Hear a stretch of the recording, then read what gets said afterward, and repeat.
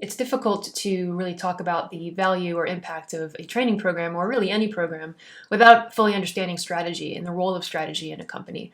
And especially in a company, a strategy is typically very layered, meaning there's not usually one initiative or one program that's directly and only responsible for driving a business metric. There's often many things happening that ladder up and drive our top level key metrics. So as an example, let's say as a company, we decide that we need to really buckle down and improve ARR in 2024. And that's one of our strategic goals for 2024, is to drive ARR specifically. So hopefully we have a data-driven approach and we're able to see the different initiatives that would make sense to drive ARR. So using a data-driven approach, we would look to see what are some of the problems that maybe we could solve to improve ARR and or opportunities. And that may be an opportunity to upsell to our current clients. Maybe we can increase their spend with us.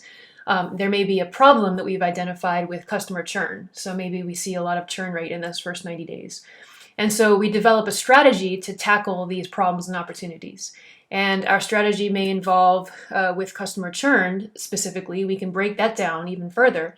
And we could see that maybe there's a problem with our customers being able to fully understand how to use the system.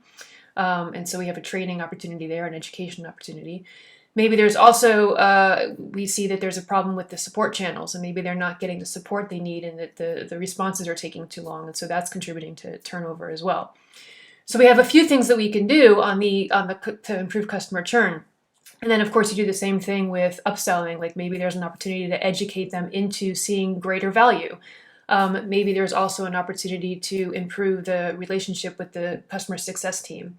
And so we break this down and we understand these different things that can come together so that we can start achieving this higher goal of an ARR, of an increased ARR.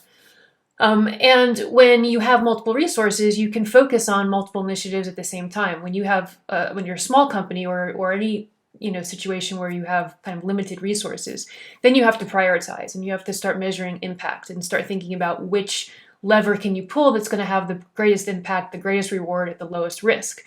We start looking at, if we don't address customer churn, is that going to be a bigger risk than if we put that on the shelf and go after upsells, for example.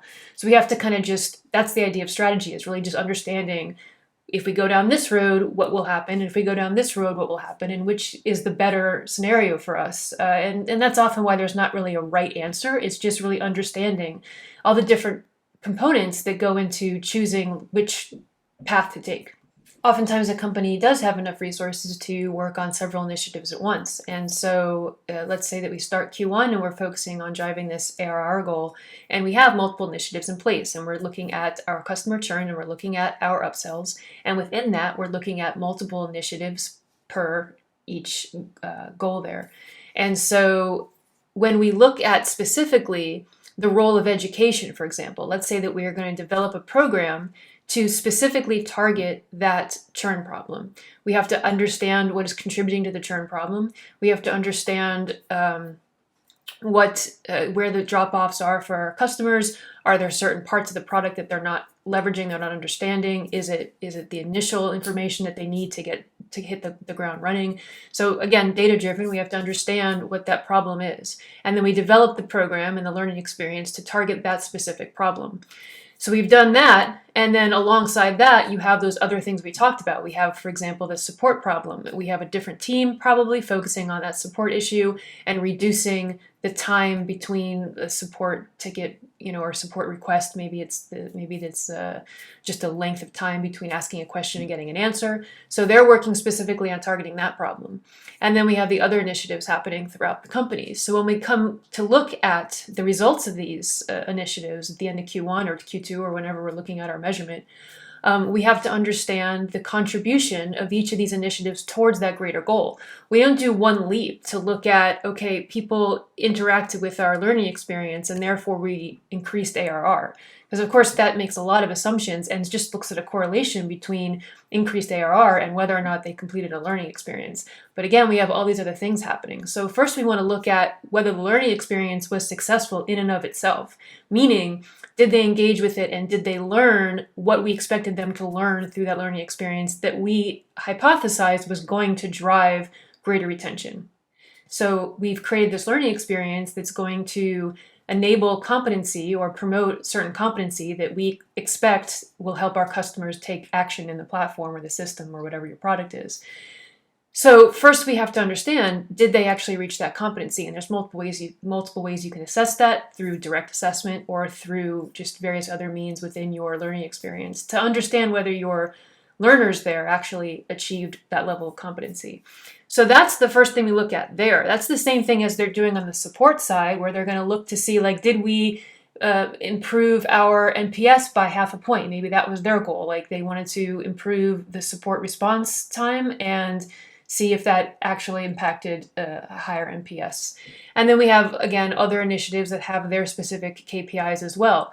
So that's the first layer of measurement there, to see, okay, we've reached these KPIs. So we start looking at the relationship between the KPIs of these initiatives and the next layer up goal, essentially. So with the customer churn problem, we're looking at those that achieved the competency in our learning experience. Were they less likely to churn than those that did not achieve that competency? On the support side, same thing. Were those that scored a higher NPS less likely to churn than those that scored a lower NPS?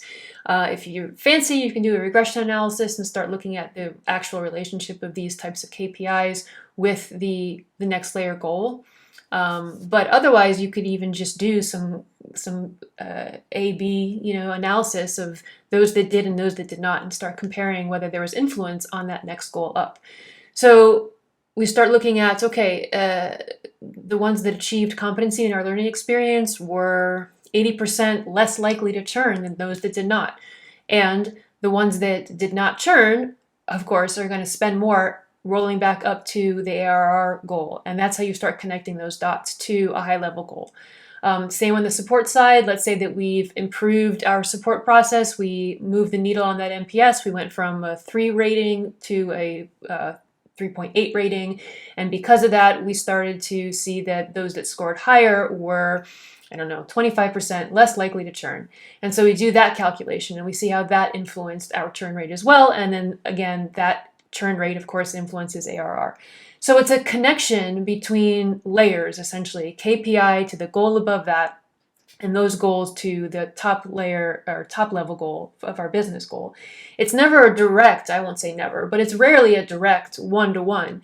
And even with sales, everyone assumes that sales is the one responsible for revenue. And so if revenue is going well, then it's sales and amazing. And if revenue is not going well, then it's sales and we need to fire them. And that's not really the case. There's often many things going on in a business that are driving these top level metrics.